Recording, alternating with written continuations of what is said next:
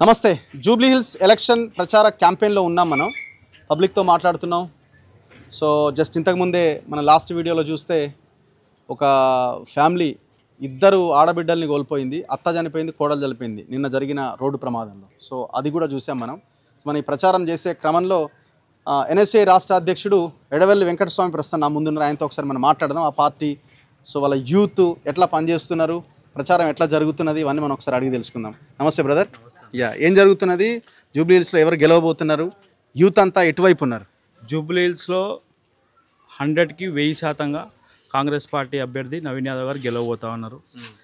Youth అంటే ఈ రోజని కాదు, గత 10 సంవత్సరాల నుంచి కూడా నవీన్ యాదవ్ గారితో ఎవరైతే లోకల్గా ఉన్న యూత్ కానీ వీళ్ళందరికీ కూడా మంచి అటాచ్మెంట్స్ ఉన్నాయి. ఎందుకంటే వారికి ఎడ్యుకేషన్ విషయంలో కానీ, లేకపోతే ఏదన్నా పండుగల విషయంలో కానీ, లేకపోతే బోనాలు, లేకపోతే సదర్ అని, లేకపోతే మన అమ్మవారికి వినాయక చవితికి ప్రతి విషయాలకి వాళ్ళకి దండగా ఉంటారు. ఎడ్యుకేషన్ పరంగా కూడా వారికి మంచి సహాయం చేస్తూ ఉంటారు. కాబట్టి ఫస్ట్ నుంచి కూడా వారికి యూత్లో మంచి ఫాలోయింగ్ ఉంది. దాంతోపాటు కాంగ్రెస్ పార్టీ ఈ 2 సంవత్సరాలు చేసినటువంటి మంచి పనులు కూడా ఇవన్నీ కూడా వారికి కలిసి వస్తాయి. పైగా గవర్నమెంట్లో ఉన్నాం, అన్ని విధాలుగా కూడా అన్నీ ఏమంటే మినిస్టర్లు కానీ మిగతా వాళ్ళు కూడా ఇన్ఛార్జ్లుగా ఉండి 2 నెలల నుంచి ఇక్కడ నిరంతరంగా అభివృద్ధి చేస్తూ 150 కోట్లకు పైగా ఇక్కడ డెవలప్మెంట్ వర్కులు చేసి ఓన్లీ శంకుస్థాపనలకి ఎలక్షన్ ఉంది కదా అని శంకుస్థాపనలకే పరిమితం కాకుండా వాటితో పాటు పనులు స్టార్ట్ చేసి మీరు చూస్తూ ఉన్నారు. మీరు నియోజకవర్గం తిరుగుతూ ఉన్నారు కాబట్టి మీరు ఒకసారి చూడవచ్చు ప్రాక్టికల్గా ఎట్లా ఏముందా అని చెప్పి. ఖచ్చితంగా కూడా మేము ఈ నియోజకవర్గంలో 30,000కు పైగా మెజార్టీతో నవీన్ యాదవ్ గారు గెలవబోతాం. యూత్ ఎన్ని ఓట్లు ఉన్నాయి జూబ్లీ హిల్స్లో? ఇంచుమించు 4 లక్షల ఓట్లన్న జూబ్లీ హిల్స్ నియోజకవర్గం మొత్తము.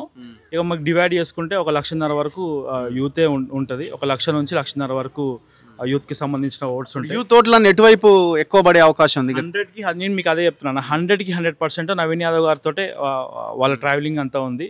ఇది వరకు కూడా వారు ఇండిపెండెంట్గా నుంచినప్పుడు కూడా 22,000 ఓట్లు ఏదైతే వచ్చినాయో ఇండిపెండెంట్ క్యాండిడేట్కి హైదరాబాద్లో యూత్ ఫాలోయింగ్ లేకుండా 22,000 ఓట్లు రావడం చిన్న విషయం కాదు. అది మీకు కూడా తెలుసు. 2014 కూడా 44,000 ఓట్లు వచ్చినాయి.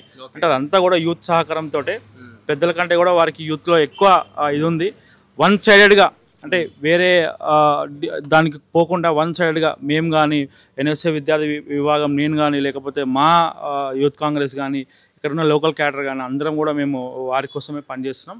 వారికి ఖచ్చితంగా మా సహకారం చేస్తున్నాం. సో ఇప్పుడు నవీన్ యాదవ్ చుట్టూ మొత్తం అంతా ఒక బ్యాచ్ ఉన్నది. వీళ్ళంతా రౌడీజం చేస్తారు, వసూలు చేస్తారు, ఇట్లా బాగా బీఆర్ఎస్ వాళ్ళు ప్రచారం చేస్తున్నారు కదా. అంటే ఏదో ట్యాగ్ లైన్ కూడా వాడుతున్నారు కదా, రౌడీ లేడీ, ఆడబిడ్డనా రౌడీ బిడ్డనా అని, లేడీ బిడ్డనా లేడీ అని వాడుతున్నారన్న. ఓకే.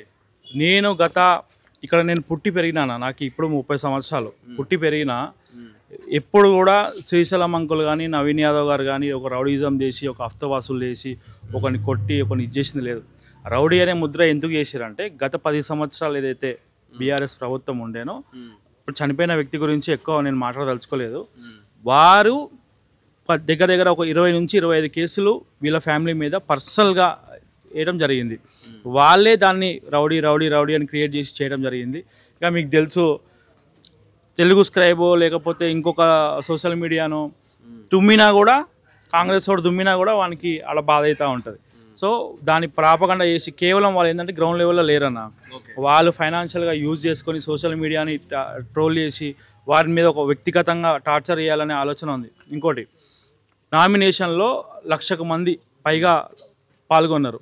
2014 నుంచి నేను ఒక చిన్న 17-18 ఇయర్స్ నుంచి నేను రాజకీయం ఇక్కడ చేస్తున్నా.